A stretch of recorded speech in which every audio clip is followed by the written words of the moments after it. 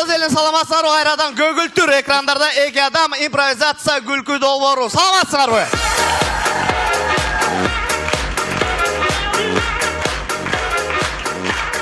Bizde eş nerse özgөргөн жок. Адаттагыдай эле биз жана эки адам долбоордун жалпы жамааты сценарий жөнүндө бардыгын билет.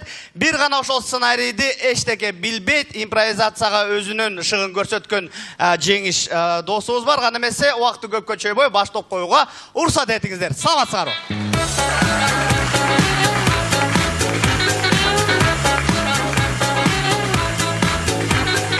Ана эмесе ушул ыйык сахнага биздин долбоорубуздун эң негизеле дүйнөдөгү эң жаман, эң арзан актер кол чабуулардын астында Жеңиш Майрамбек уулу. Саламатсыздарбы? Биздин биринчи импровизация кезек бермекчибиз. Реквизиторларды кол чабуулардын астына чыгырып коюуга уруксат этиңиздер. 12 апрель эмне күн экенин билесиңби? Воскресенье. Саған айткан жоқ, мен негізі қандай күн деп атам. Байке бары эле билет, аны любой билет. Сиз деле билесиз, мен деле билем байке. 12 апрель эл аралык космонавтиканын күнү. 1961 жылы улуу деп коем. Мындай эле жөнөкөй Юрий Гагарин космоско учуп барган, учуп кетип атканда поехали деп айтып, анан учуп жетип ал жерде канча убакыт жүргөн. Болду. Билет экенсиң. Кайсыл жаныбар биринчи учкан эле космоско? Ит учкан байке, Лайка деген ит болчу. Ал мен чынын билбейм, бирок 57 же 58 жылы болчу да ошо. Бирок аны эч кимге айткан эмес элге. Түрү кайтты беле? Жүрбөйсүзбү байке, сен беле нормально.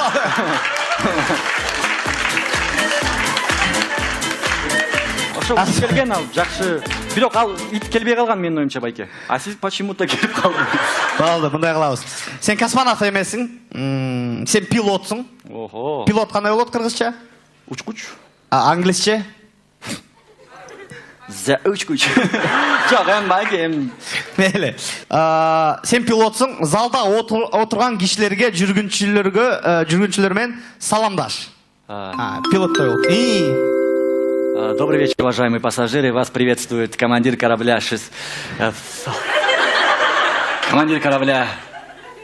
самолета Су-154, совершающий рейс под номером 6154 рейсом Бишкек, кайсы жакка учабыз байке? Алматы мисалы. Бишкек, Алматы.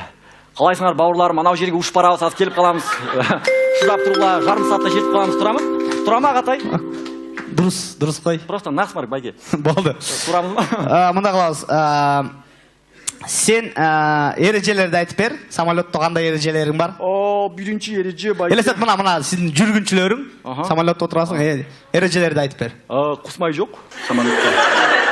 Жок, просто личный опыттан айтып атам, башыман өткөн нерсени. Дагы эмне эрежелер бар? Экинчи эреже, оплату обязательно передавайм. Эгерде төлөбөсөңөр, самолет учуп барат, токтоп калат. Чынын айтып атам. Үчүнчү эреже, бул эң башкы эреже, Кудай сактасын байке, Кудай сактасын. Балким самолет түшүп баратса, короче, Кудай сактасын да. Болду. Аварийный выходтар жөнүндө айтып бер. Аварийный выходтар аягында, ортосунда, башында жок, только через меня мындай чыгасың. Төлөп чыкмай да мындай. Туалет жок, чыдасын эмне жол тийген. Жарым саат байке эмне чыдабайм. Мен мындай кылалы. Залдан өзүңө бир стюардесса тан да. Сиз мени кыз танда дегенде эле байке, башкача боло берем да мындай. Эчтеке болбойт, тандай бер. Пилот. Азыр байке, мен бияктан демитип карап коеюнчу азыр. Жок, бар ойлойм этейин, бар ойлойм. Чоң сөзүңүздү тааныштырып кеткиле. Айдай. Ким? Айдай. Мондай байке, Мондай. Болду. Айдай, сиз стюардессасыңар. Мына бул сенин стюардессаң самолетуңдагы. Мен аялым мындай катары эметпейт болчумун да, стюардессаны албайт болчумун. Эмнеге? Элестетсеңиз, стюардесса биринчи кыргыз тилинде мээң жейт, аялың. Анан орус тилинде мээң жейт, анан англисче добивать этет. Анан жесттер менен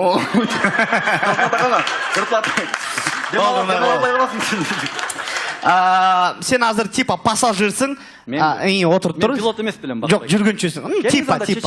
Жок, чечинбей ошондой эле отур. Сен жүргүнчүсүң. Сиз стюардесса жүргүнчүгө чай, кофе сунуштагыла. Чай, кофе деп. Жок, анын өзү эле үнү ушундай экен бакпайкан. Да, келиңиз. Айдай, сунуштагылай. Чай, кофе, эмне ичесиз? Бекерби? Бекер. Анда баарын эле берет, чай, кофе, нан, панта, машина, квартира, халява жакшы көрөм. Болду. Жөн жооп берчи. Дагы жолу сурагыла. Чай, кофе, эмне ичесиз? Бекер. Дагы жолу сурагыла, нормально жооп берчи. Чай, кофе, эмне ичесиз? Баары бекер. О, 5 бармак, чай, хорошо, чай. Болчу. Мындай кылабыз. Сен типа мас жүргүнчүсүң? Мен мас жүргүнчү. О, мас, аябай алкаш, массың. А сиз чоң кыз самолетто жүрөсүңөр дагы ушуну тынчтандырганга аракет кылгыла. Погонун жулуп койбойм байке мындай образга кириш үчүн. Жок. Всё, кеттик.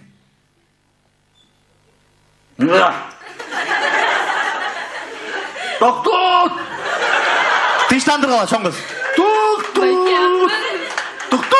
Байке, биз самолеттон. Не Байке. Токтот деймин сага.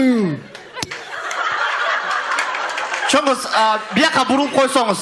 Кой берме, не Байке, болду? биз самолеттонбуз. Не ай самолеттосун? Мен биякта пилоттун калаган нерсени кылам. Мону көрдүңбү? Мону форманы? Көрдүңбү? Бул меники эмес. Бул арендага бир жерден алып келди, билесиңби? Жашоо татал.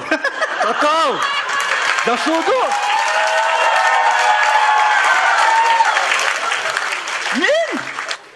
Мен.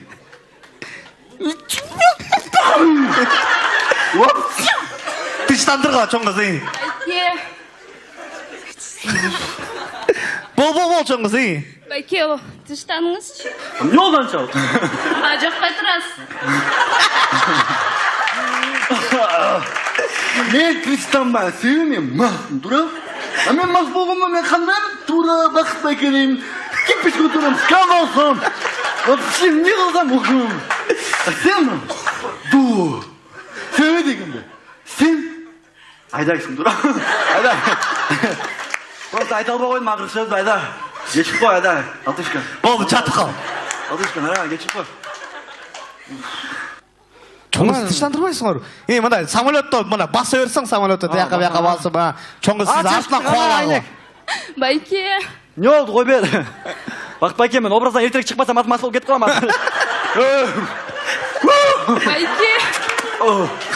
Аябай жагат экен мас болгон а. Дискотека. Тынчтандырбайсыңар чоң кыз. Байке, тынчтаныңызчы. Банкеден эчтеке уккан жокмун, айтчы, эмне конкретно керек, айтчы, эмне болду? Эмне керек, айтсаң, эмне? Акча, мына алчы, кетчи. Болду, мындай кылалычы. Чоң кыз. Мындай кылабыз азыр. Сен жеңиш стульчик менен бизге спиной отуруп койгун, Сиз чоң кыз мындай бортто күлүп эле жүрө бергиле, силер стюардессасыңар. Соо болуп калдым байке? Соо болуп калдым. Сен пилотсуң, болду, жүргүнчү эмессиң. Жак эле көргөн нерсе бул жөн эле эме. Элдер ойлоп калбасын, бул алкаш менен сол иште. Эми сен жүргүнчүлөргө кайрыл, сен мына бат артыңда жүргүнчүлөр отурат. Кабинкаңдан жүргүнчүлөргө кайрыл.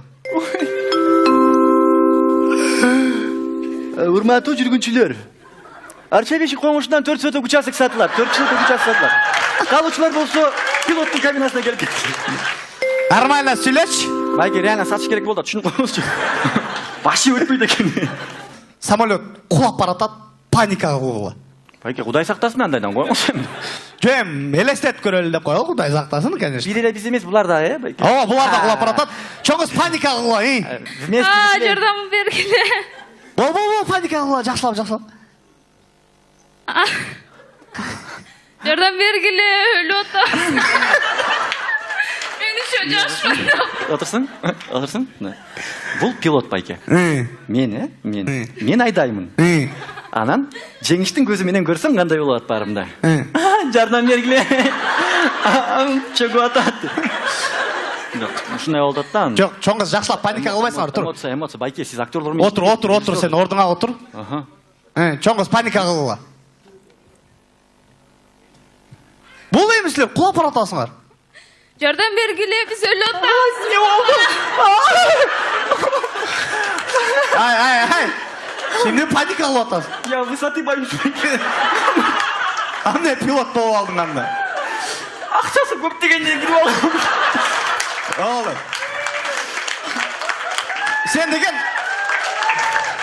Сен паника кылбаганда, сен деген мындай жүргүнчүлөрдү успокаивать этиш керексиң.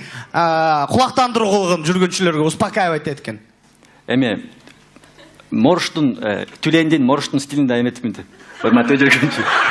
Бул жөн эле экспромт кечирип. Болду. Самолет кулап баратат, кыз паникалап атат, сен жүргүнчүлөрдү успокаивать эткен. Урматтуу жүргүнчүлөр, паникага алдырбагыла, паника болбогула. Себеби дегенде азыр самолет коноюн деп атат. Эчтеке болбойт, сууга түшүп алабыз. Мындай кичине жуунуп нормально кайра учуп кетебиз эчтеке. Не деп атасың? Намек берип мындай айтпайсың. Намек океанга конобуз. Нормально. Алчак деп түшүн. Азыр мен ар кандай музыкаларды коем. Ошол музыка ылайыктуу жүргүнчүлөргө ошол маалыматты айткын. Чөгүп атабыз деп, кулап баратабыз депчи. Урматтуу жүргүнчү аскерлер. Биздин Boeing 747 самолетуна кол салышты. Бардыгыбыз патриот болуп, өзүбүздүн самолетубуз үчүн, авиакомпаниябыз үчүн бардыгыбыз океанга кеттик. Бас. Эле, башка музыка коёбуз, жашынып турсаң, өкмөртөн жашынып тургула. Чогуу. Слитно или разделно? Разделно. Слитно. Слитно, да? Азыр башка музыка коёлот, ошол музыкага ылайыктуу сен ошол эле кабарды айткан, макулбу? Урматтуу жүргүнчүлөр, азыр биз океанга түшөбүз. Океанга түшкөндө жөн түшпөйбүз.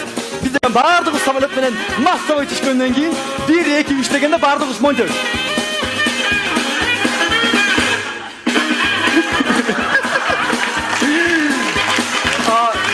Эгерде араңарда сууга түшкөндү билбегендер болсо, анда жөнүнөн эмгесин.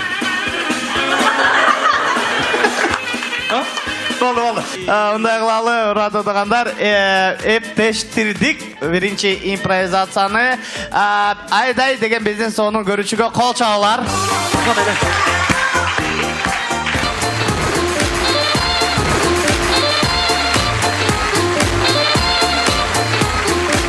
Радиодагандар, улантабыз, экинчи импровизация кезек бермекчибиз. Реквизиторларды чыгарып койгула уруксат этиңиздер, кол чабуулар.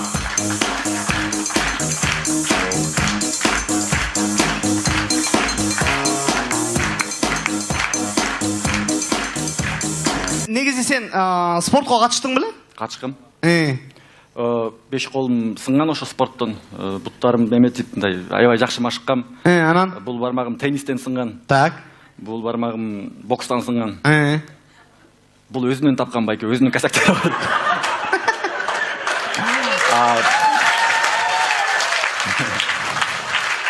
Өзү күнөөлүү болуп калганда, бул экөө бул байкуштун азабынан эметип кетип калганда, случайно. Мындай. Болду. Мындай сынып калган. Каратист болгондон кийин приемдорду көрсөт, кандай? Тебеби, урабы, кандай приемдор бар? Мындай бармы? Молодец. Бул эмне прием? Бул эшикти ач стиль. Я? Эшикти ач стиль. Ач эшикти деп. Башка приемдор барбы? Нормальный. Жанагы стиль бар, мен сизге көрсөткөн. Ал эмне деген стиль? Жолобо деген. Анан? Да, мындай стиль бар, мындай. Ал эмне деген стиль? Жолобо 2. Бири-бирине уйкалыштырат. Мындай эптеп элекен го сенин приемдоруң. Жок, менин приемдорум эмес, мындай өзүмдүн приемдорум бар, мындай. Мен колдонгон прием да, биздин мектепте өзүбүз колдонобуз да, мындай прием бар, мындай. Мындай прием бар. Эмне деген стиль? Брат, кой бер, брат. Брат, кой бер, брат. Мындай да, жашоодо ошол эмени колдоно албайсың да, мисалы согушкан стилдерди айтып атпаймынбы? Жок, колдонсо болот, байке, мен атайын буну даярдап келдим. Мындай кылалычы, азыр мен мисалы үчүн, мен бир любой музыка коюп койгула, жашоодо көрсөтчү ушул стилдерди кантип колдоносуң, айтчы мага. Жаныш байке, чиркин кайда жүрөсүң? Ошол болсо мен нормальный музыка коюп берем. Ушул приемдорго. Я, удар дракона байке. Эшик ачтыма так деп кирдиңден, ач эшикти деп. Кирсең, сенин үйүң эмес экен. Күнөөсү чыгып калат. Жолобо прием, жолобо, брат. Жолобо. Так, анан? Анан урат, урганда кулайсың, кулап, брат, жолобо эле койчу, брат. Жолобо 2. Анан милиция кызматкерлери келет. Так. Үйгө салып кетет, анан ровдук алып баратканда, брат, кой берчи, брат. Брат, кой бер койчу деп. Мына кошсо. Мейлі, шығып кеттің деп ойлап қойып. Ситуацияны. Азыр мындай қылабыз. Саға қошына залдан күреш бойынша тренер келет. Анан өкөңөр қалшылдашасыңар. Мени үйрөтөбү? Жоқ, өкөңөр қалшылдашасыңар. Кандай? От ушундай қалшылдашасыңар. Мағылу? Қанамесе урматтуу туғандар, Тозалға биздин атайын қоногубуз бар, колчалардын астында Тынар Курбаналиев.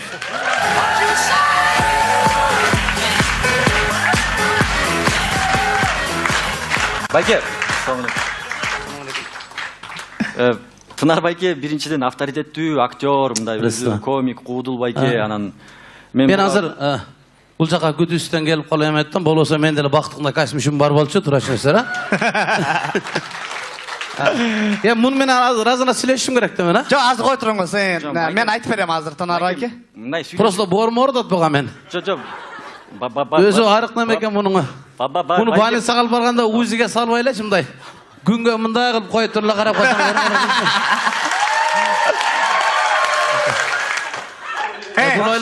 Мындай деп коткан жана арык балдардычы. Инем эмне арыктыңыз? Өздөрү жемитип, здоровье сезип, хороший Петр жирным не бывает, брат, дейт го. Бирок анты ойлоо. Орустарында бир жакшы сөз бар. Лучше жирным, чем быть петухом деген жакшындай.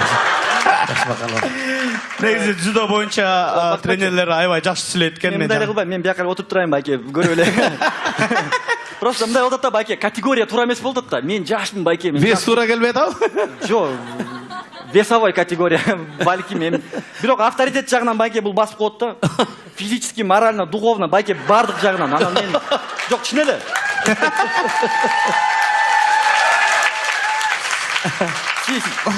Тынар Курбаналиев дегенде мен уже мындай акырын басып уже эметкенмин да. Тынар байке, эгерде мен начар тамашаласам кечирип коюңузчу мени. Болот эми жамбыл деле чыдап жүрбөйм, чыдайбызтамы бир күн. Мына кылабыз. Азыр сөз жок эле, мисалы үчүн сиз башка залдан келдиңиз да, туурабы? Мындай дзюдо боюнча тренерсиңер. Силер башка залдан келгенден кийин сөзү жок эле, мындай жесттер менен көрсөткүлө, жеңиш менен эмне кылып саласыңар? Жесттер менен, колдор менен. Жана прожектордон эмне көрбөйсүз, эмне кылып салыш керек? Жок, болду. Сүйлөбөйбүз такыр. Тынар байке мындай жесттер менен көрсөткөн, там мындай типа мындай аз эмесин ушинтип салам депчи. Жеңиштиби? Ооба. Сүйлөбөй. Кино.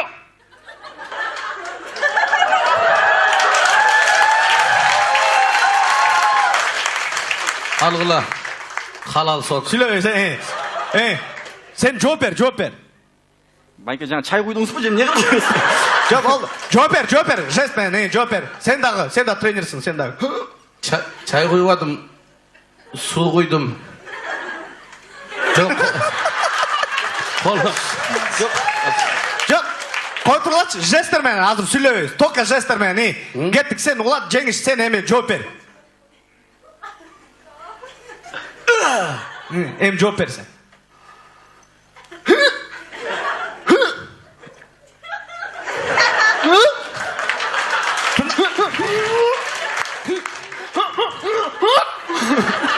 Не деп атасың сен? Сен мени миттесиңби деп атасың? Жок. Тынар байке, эми башкача көрсөткүлө. Мен мындай атпаймынбы? Бул сиз мен теспи деп атпаймынбы?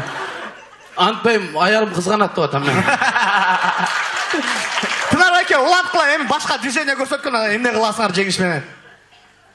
Не кылалы? Тынар байке, бизге мындай эле бүтүрүп койбойлу.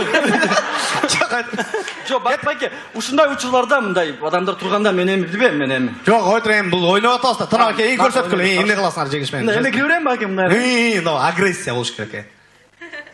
Тынар байке. Аялыңыз жөнүндө эмне айтып аттыңыз эле байке? Аялым стиле жагып атабы сага. Жок, байке айтып атпайсыз, кызганат депчи. Аялым болгондо көргөзөт элем сага. Жок, кызганбайт эле байке, мы технично это сделаем, и все, байке, на этом работаем. Жок, Тынар байке көрсөткүлө. Эмнени көрсөтөт бак байке? Жок, мында жесттер менен көрсөтүш керек. Жесттер мененби?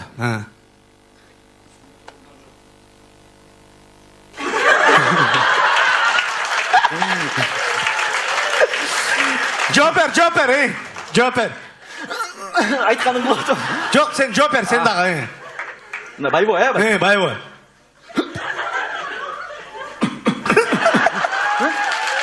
Тынар байке, эми сиз.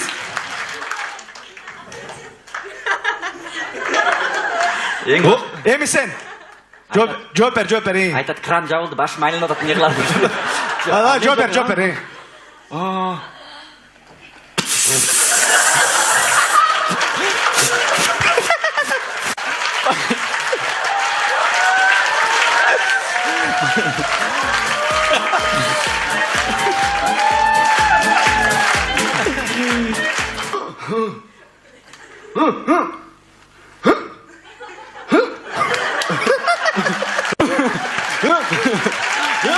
Тынар аке. Бул көрсөтүү баарына түшүнүктүү болуш үчүн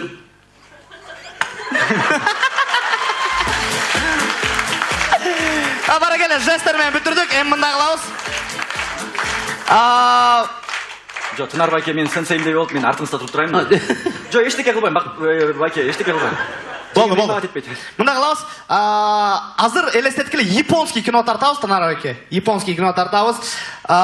Сиз, Тынар байке, мастерсиңер. А сен чуркап келип туруп жаман кабар айтасың. Только мындай кылабыз да, театралды ойнойбуз, анан жана япончо сүйлөшөбүз да. Тынар байкеге тагып койбойм муну.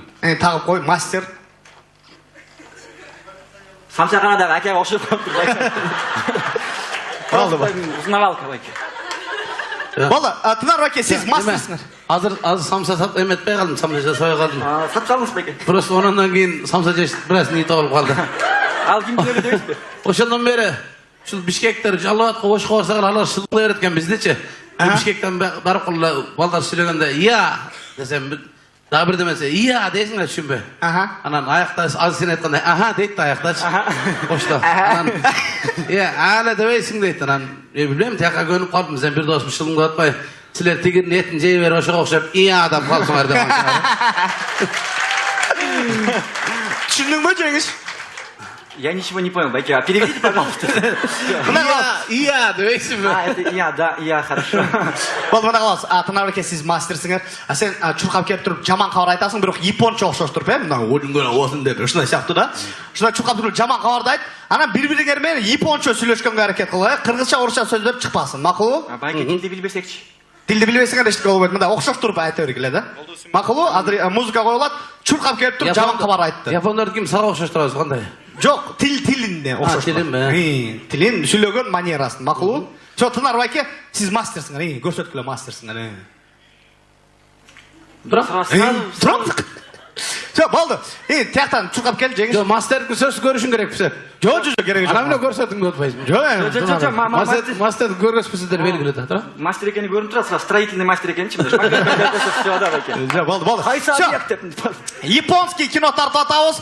Музыка коюлат, сен чуркап келип туруп япончо жаман кабарды айтасың да, сиз ошондо кабарчы менен сүйлөшөсүңөр япончо. Окшош туруп ышыгыл. Кана эмесе музыка кетти. Мен чуркап. Аке, о ниетте самсы колбой калды. Алып келин. О ниетте самсы калды, барып. Японча сүйлөп атам дагы бир жолу.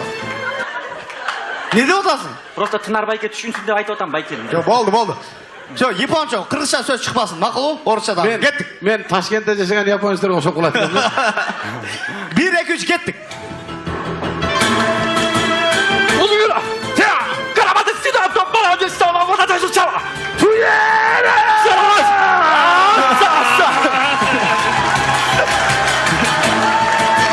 Улан колун силер жинingер келип атат, Тынар байке.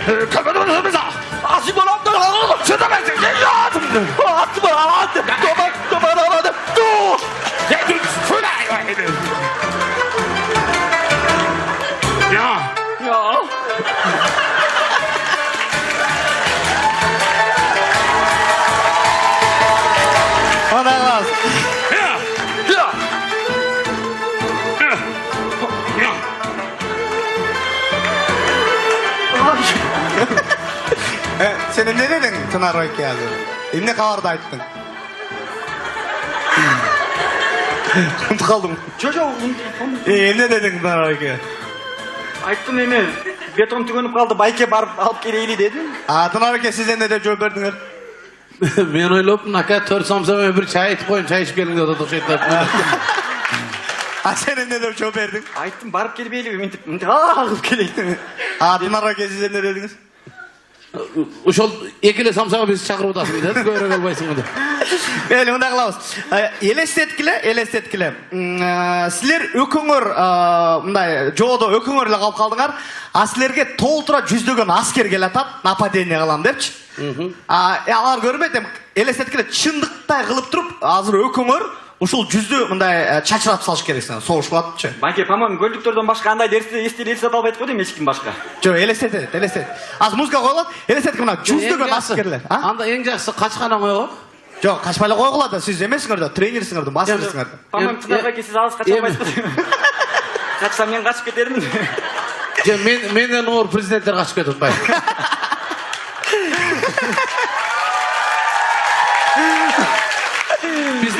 Bizde негизи биринчи качканды үйрөн дейт го анан. Ооба. Ошол жагын өздөштүргөнбүз да. Жоодо экөөңөр эле калып калдыңар.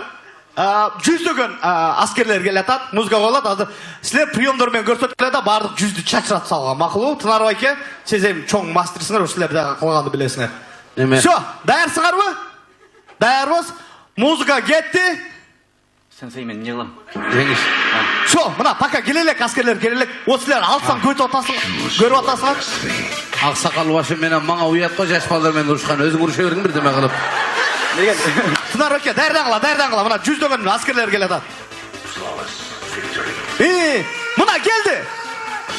Жеңиш качтык. Согушпайсыңарбы? Приемдорду көрсөт. Толтура. Тынар байке, тепкиле. Жеңиш кумдан чач, кумдан. Кумдан чач. Жолова приемын колдон. Жолова приемын колдон. Аялыңын приемын, кобра. Аялың приемын колдон. Ошентип турсаң аял кишиге тийбейт. Согуш. Чагып ал, ошо боюнча чагып ал. Байкемде көрүнбөгөн нерсе менен согуш кыйын экен да. Стоп, мейли. Ушулуп, мындай кылабыз силер. Тынар байке жарадар болуп калды. Ушул согушта. Жарадар болуп калып туруп, азыр сен көтөрүп туруп үйүңө жеткир. Байке, мен анча эсле. Сүйрөсөм болобу десең. Үйгө жеткир.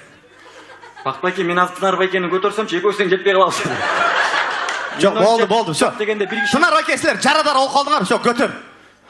Я много бору дат мен. Жок, эми аябай эле чыга албадыңбы да? Мынагачы лучше мени жарадар кылып буга көтөрткөндөн лучше мунун өлтүрүп кой, мен көтөрүп кетейин. Анда сен жеңиш жарадар болуп калдың? С удовольствием.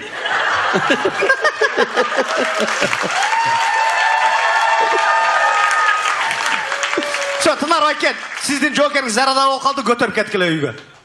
Тынар байке. Нормально эле, просто Бакыт байкеге видимость кылып койсоңуз, мындай көтөрүп кетип атам деп. Сени көтөрүп кетип калдымбы? Мындай кылбайлыбы? Жок, сен кыймылдабай турсаң, мен сени мындай эле сүйрөйүн, анан тигил ойлойт, бир бөздү сүйрөп бараткан экен деп. Болду. Мындай кылабыз. Болду, үйгө жеттиңер. Тынар байке, мындай кылабыз. Негизинен сиз жарадар болуп калдыңар деп коелук дагы. Болду, жууп салдык байке, кайдагы жарадар. Койду. Жок, болду, Тынар байке. Азыр мындай кылабыз. Сиз жарадар болуп калдыңар, өлүм алдында турасыңар дагы, япончо, дагы да япончо окшоп туруп, жашоого арманыңарды айтып туруп, андан кийин аягында харакири кыласыңар. Там не кылайын. Жок, Тынар байке. Түшүнүңүзбү? Сен болсо Тынар байке айткан япончо сөздөрдү которуп турасың, макулбу? Тизеге турабыз, Тынар байке. Жашоого япончо арманыңарды айткыла, музыка кетет. Сен Тынар байкенин сөздөрүн которуп турасың япончо айткан. Мен төлө жапты тодоптон. Чалканган жат. Чалканамбы? Чалканган жат. Пляждагыдай, Жок, чалканган жат. Дайнамбы? Мурда өлүп көргөн эмес окшойсуң. Түрүлүп кеткен просто. Чалканган жат. Сен ары карап жатсаң. Жак. Тынар байке, сиз түшүнбөй калдыңыз. Сен ары карап жатып Бак алсаң. байке мага жагып атат нормально. Сен ары карап жатып алсаң, өзүмчө ойлоп кеттим, жеңеңди да чакырып алганбы деп. Тынар байке. Тынар байке жеңеңди сагынган окшойт, байке батыраак эметпейби. Аз музыка коет, Тынар байке япончо жашоого арманыңарды айткыла, а сен жеңиш которуп тургун. Байке, мен котормочу эмесмин, эмне эле котортуп атасыз башымды? Которо берчи, эчтеке кылбайт. Кандай эмесе музыка кетти. Япончо Тынар байке. Айбек, мен микрофонды қармап сағат келіп атам.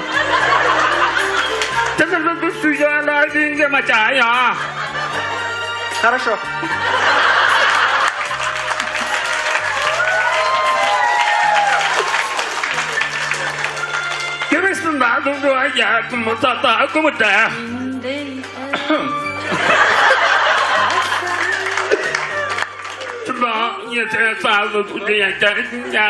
Amin. Мен бұл жашаудан кетіп атам. Ошон үчүн сага айта турган бир сөзүм бар. Кеттик чогуу.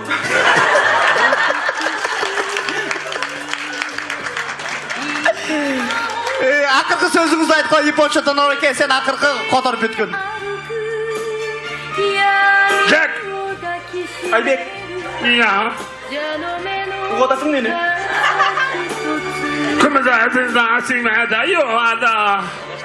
Ар бир айдын 6-сы концерттин калтырбай кел.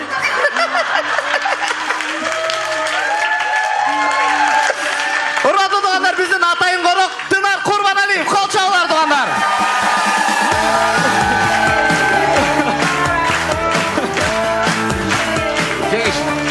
Тынар Курбаналиев. Тынар Курбаналиев, жакшылап дүркүрөгөн кол чабуулар. Чоң рахмат.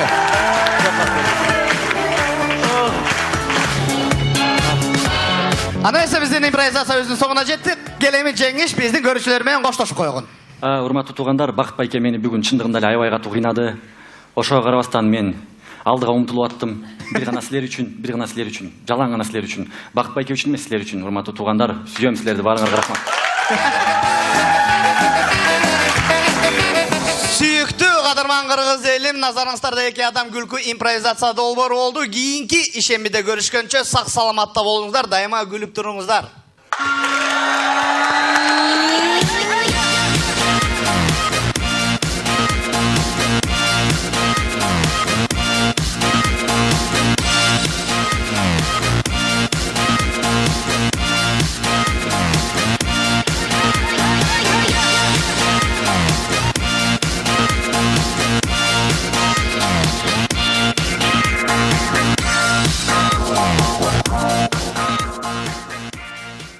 Разына сүйлөшүм керек да мен, а? Жок, азыр кой туруңуз.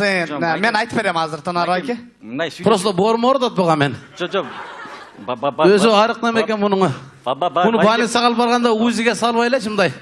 Күнгө мындай кылып коюп турула карап койсоң.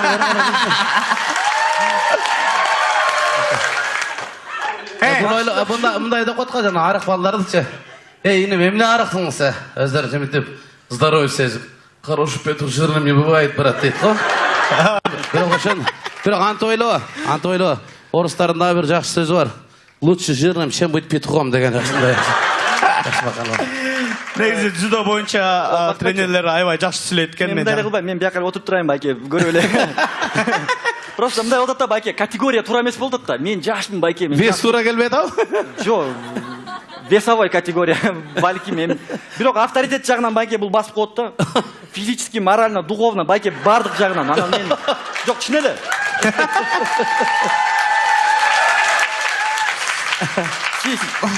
Тынар Курбаналиев дегенде мен уже мындай акырын басып уже эметкенмин да. Тынар байке, эгерде мен начар тамашаласам кечирип коюңузчу. Болот эми, жамбыл деле чыдап жүрбөйм, чыдайбыз бир күн. Мына кылабыз. Азыр сөз жок эле. Мисалы үчүн сиз башка залдан келдиңиз да, туурабы? Мындай дзюдо боюнча тренерсиңер.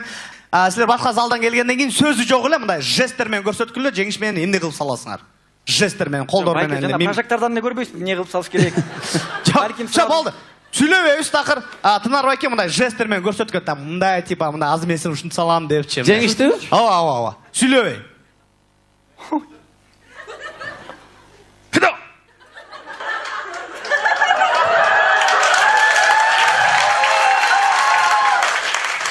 Алгыла.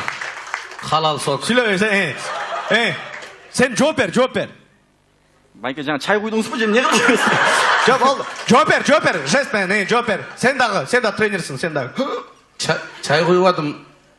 Суу куйдум. Жок. Жок. Кой тургулачы, жесттер менен азыр сүйлөбөйбүз. Только жесттер менен. Кеттик, сен улат, жеңиш, сен эми жооп бер.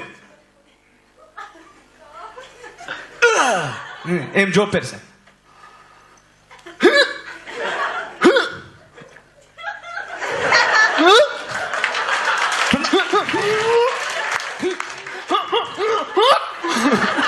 Не деп атасың сен? Сен мени миттесің деп атасың. Жоқ. Тынар акем, эми башкача көрсөткүлөр. Мен мындай атпайм ба? А бул сиз мен теспи деп атпайбы? Антпайм, аялым кызганат деп атам мен. Тынар аке, уланткыла эми башка движение көрсөткөн эмне кыласыңар жеңиш менен? Не кылалы? Нарбайке бизге мындай эле бүтүрүп койбойлу. Жок, Байке, ушундай учурларда мындай адамдар турганда мен эми билбейм, мен эми. Жок, ойдур эми бул ойноп атабыз да. Тынар аке, көрсөткүлө, эмне кыласыңар жеңиш менен? Эме кире берем Байке мындай. Но агрессия болуш керек эке. Тынар аке. Аялыңыз жөнүндө эмне айтып аттыңыз эле Байке? Аялым стиле жагып атабы сага? Жок, Байке айтып атпайсыз, кызганат депчи. Аялым болгондо көргөзөт элем сага. Жок, кызганбайт эле Байке, мы технично это сделаем, и всё, Байке, на этом работаем. Жок, Тынар аке көрсөткүлө. Эмнени көрсөтөт Бак Байке? Жок, мында жесттер менен көрсөтүш керек. Жестер мененби?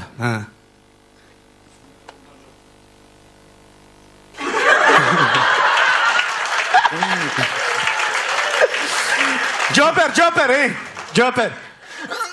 Айтканым болот. Жок, сен жооп бер, сен дагы. Мына байбой, Байбой.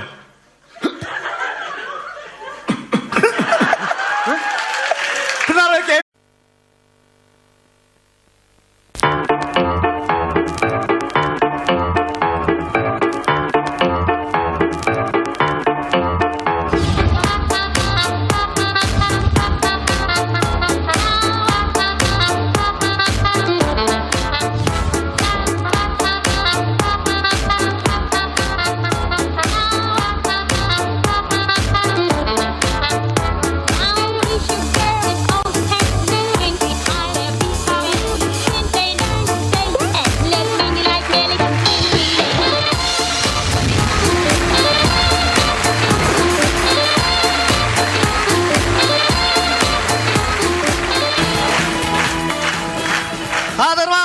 Саламатсыздар, кайрадан көгүлтүр экрандарда эки адам импровизация күлкү долбоору. Саламатсыздарбы?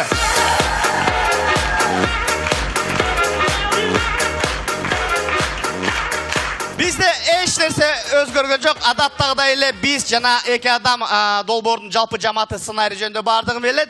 Бир гана ошол сценарийди эчтеке билбейт, импровизацияга өзүнүн шыгын көрсөткөн жеңиш досубуз бар. Гана эмесе, убакытты көпкө чөйбөй баштап коюуга уруксат этиңиздер. Саламатсыздарбы?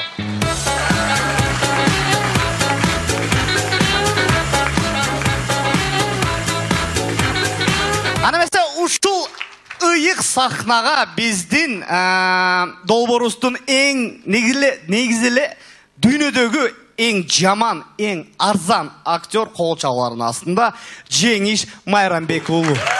Саламатсыздарбы? Биздин биринчи импровизация кезек бермекчибиз. Реквизиторларды кол чабуулардын астына чыгырып коюуга уруксат этиңиздер. 12 апрель эмне күн экенин билесиңби? Воскресенье. Саған айткан жок, мен негизи кандай күн деп атам. Байке баары эле билет аны, любой билет. Сиз деле билесиз, мен деле билем Байке. 2 апрель эл аралык космонавтиканын күнү. 1961-жылы улуу деп коем. Мындай эле жөнөкөй Юрий Гагарин космоско учуп барган, учуп кетип атканда поехали деп айтып, анан учуп жетип ал жерде канча убакыт жүргөн. Болду. Билет экенсиң. Кайсыл жаныбар биринчи учкан эле космоско? Ит учкан Байке, Лайка деген ит болчу, ал мен чынын билбейм, бирок 57 же 58-жылы болчу да ошо. Бирок аны эч кимге айткан эмес элге. Түрү кайтты беле? Жүрбөйсүзбү Байке, сен эле нормально.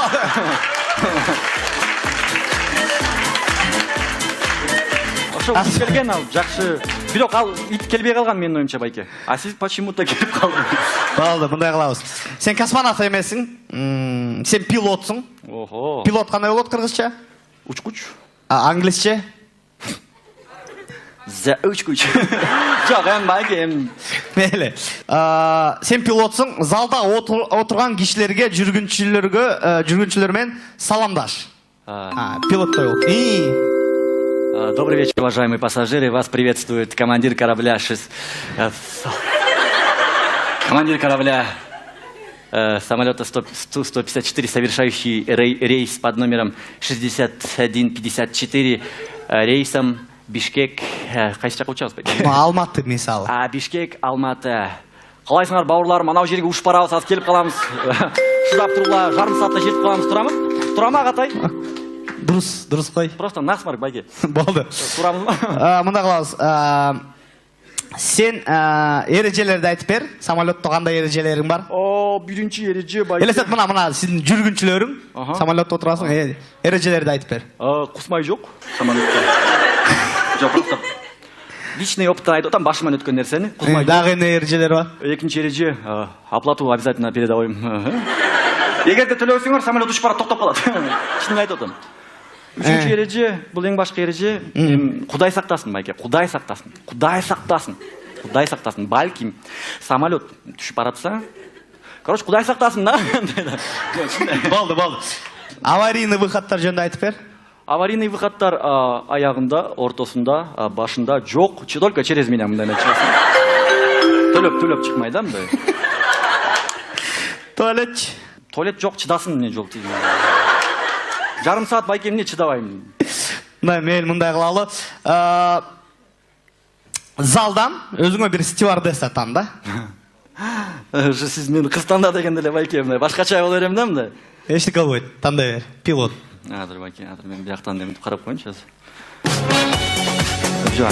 Бар ойлайм етейін, бар ойлайм ет. Бар ойлайм. Чоңыз өзіңізді таныштырып кеткіле? Айдай. Ким? Айдай. Мондай байке, Мондай. Болды. Айдай, сіз стюардессасыңар. Мына бұл сенің стюардессаң самолетыңдағы. Мен аялымдай қатар еметпейді болчым да, стюардессаны албайды болчым. Неге? Елестетсеңіз, стюардесса. Бірінші қырғыз тілінде мең жейді, аялың. Аны орыс тілінде мең жейді, анан англисче добивать етеді. Анан жестермен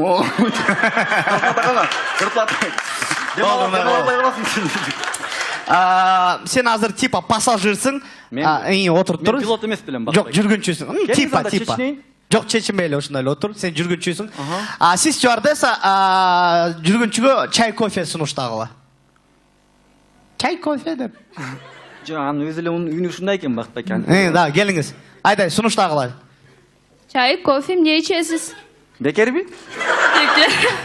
Анда барын еле береді, чай, кофе, нан, панта, машине, квартира, халява, жақшы көрем. Болды. Жөн жооп берші. Дағы жолы сұрағыла. Чай, кофе, не ичесіз? Бекер. Дағы жолы сұрағыла, нормально жооп берші. Чай, кофе, не ичесіз? Бар бекер. Беш бармақ, чай, хорошо, чай. Болды. Мұндай қылауыз, сен типа мас жүргіншісің? Мен мас жүргінші. Мас, айбай, алкаш, массың. Сіз шоңғыз самолетта жүресіңердағы ұшыны тыныштандырғанға әрекет қылғыла. Қағонын жұлып қойбайым байкемді образға келіш үшін. Жоқ. Все, кеттік.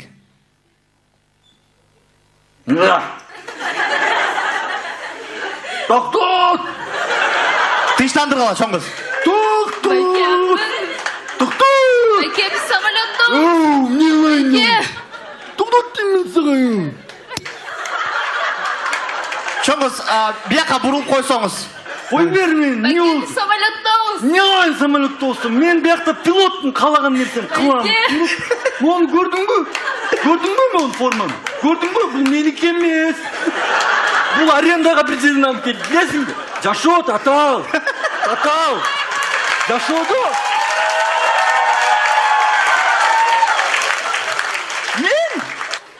Мен.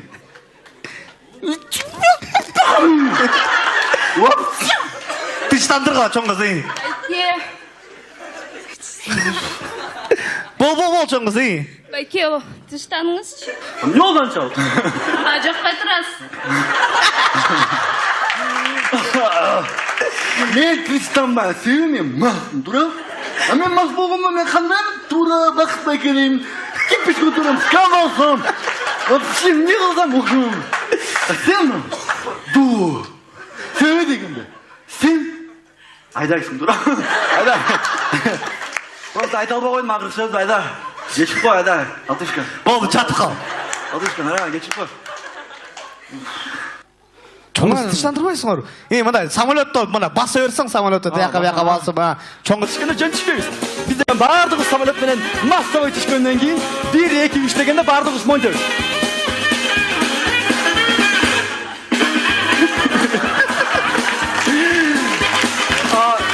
Эгерде араңарда сууга түшкөндү билбегендер болсо, анда жөнүнөн эмгесин. Болду. Мындай кылалы, ураттуу туугандар, эптештирдик биринчи импровизацияны.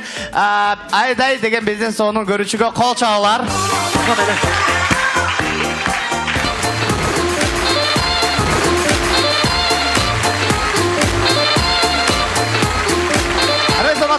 Улантабыз экинчи импровизация кезек бермекчибиз. Реквизиторларды чыгарып койгула уруксат этиңиздер. Кол чабуулар.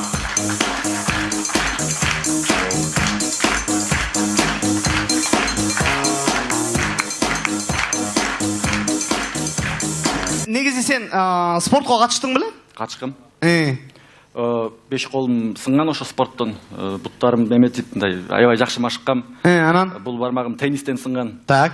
Бул бармагым бокстан сынган. Бул өзүнөн тапкан байке, өзүнүн косяктары бар.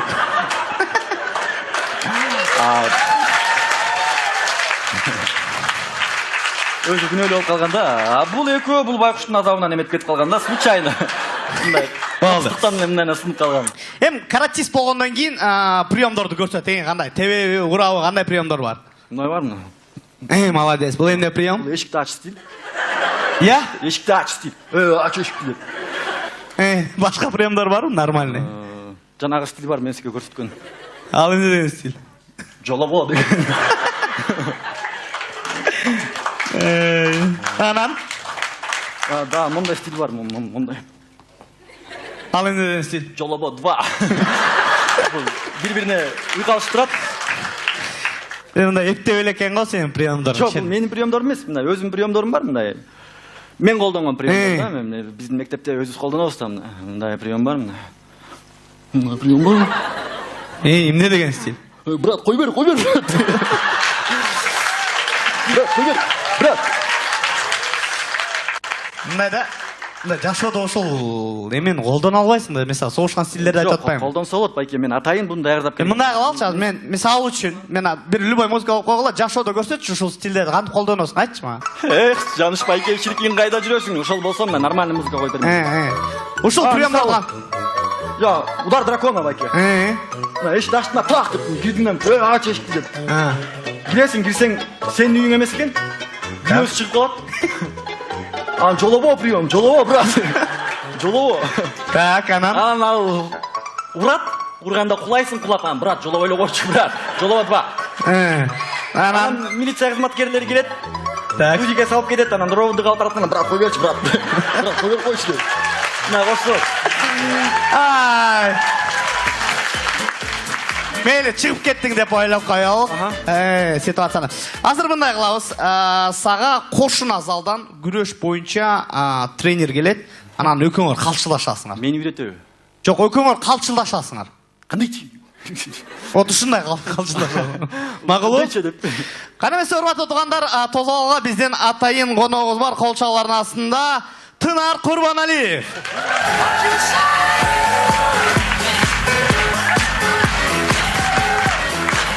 Байке,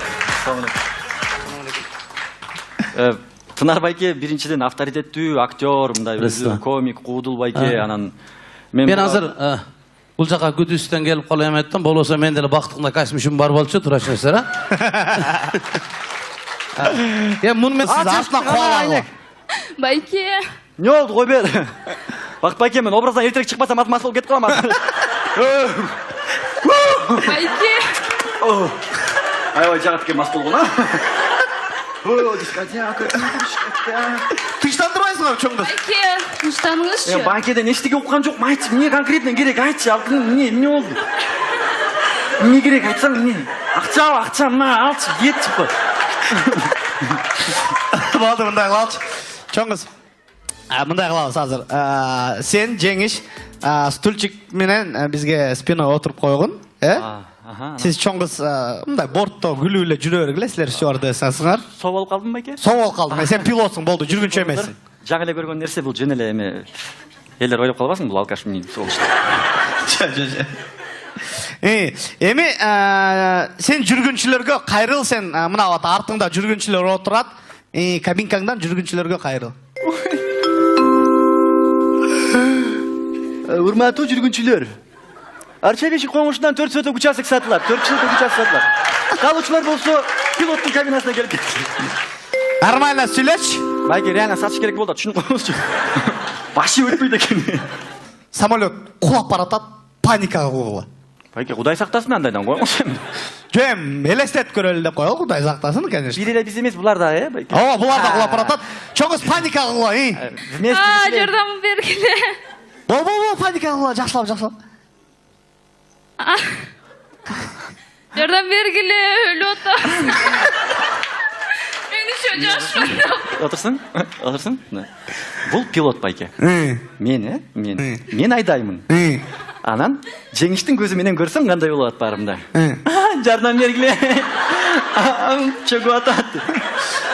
Жок, ушундай болот да. Жок, чоңгуз жакшылап паника кылбайсыңар, тур. Эмоция, байке, сиз актерлор менен. Отур, сен ордуңа отур. Чоңгуз паника кылгыла.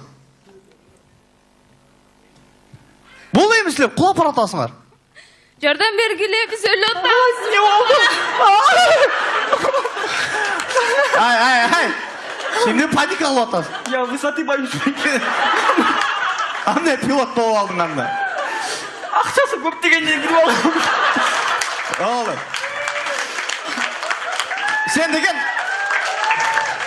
Sen panik alбаганда, сен деген мындай жүргүнчүлөрдү успокаивать этиш керексиң. Кулактандыруу кылгын жүргүнчүлөргө успокаивать эткин. Эми Морштун Түлендин Морштун стилинде эметминди. Урматтуу жүргүнчү.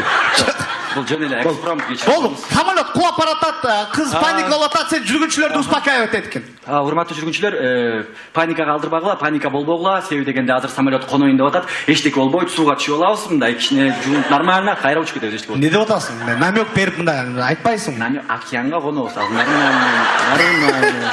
Алчак деп түшүп. Азыр мен ар кандай музыкаларды коем, ошол музыка ылайыктуу жүргүнчүлөргө ошол маалыматты айткын. Чөгүп атабыз деп, кулап баратабыз депчи. Урматтуу жүргүнчү аскерлер.